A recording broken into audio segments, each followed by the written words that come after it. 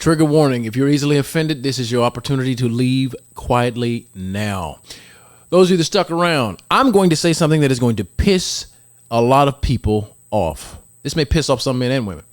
Black men en masse are afraid to compete with their competition. They are afraid to compete with white men, Asian men, Indian men, Hispanic, all of that. They are afraid to compete against other races of men. This is exactly why we're so far behind as a race en masse now. But don't take my word for it. Don't listen to me.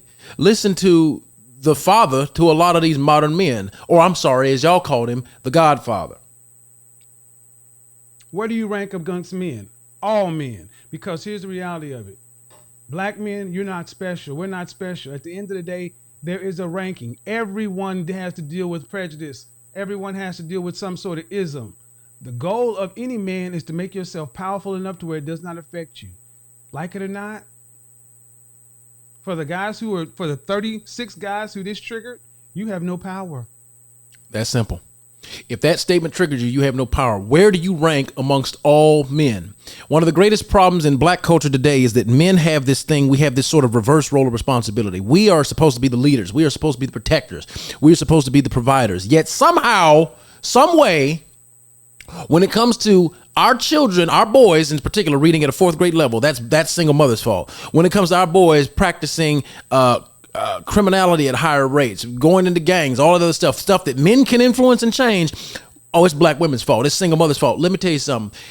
A woman only becomes a single mother when a man is absent in the life of the child. Period. Point blank in the story. Here is where people, and here's where I get pissed. You cannot complain about the lack of results in the black community if you yourself are not putting in the work to make yourself a leader, protector, and provider. Period, point blank in the story. And where we are going to stay behind is if we allow the black system to operate within this country, continue to operate as it has been for the past 200 plus years. Daniel Patrick Moynihan stated that due to slavery and various other factors, the black community has operated as a subcultural matriarchy where women have the majority of the power in the foundational structure of society, which is the family unit, the nuclear family. If all we have in the black community are the majority of single mother homes, and you see how that affects children. You cannot blame women for doing the absolute best they can without the presence of the man that helped to produce these children. If the children are our future, it is up to us as men to guide and steer that. So where do you rank amongst all men? Where do you rank? That's the key question. Are you willing to do the work to answer it, though? You dig?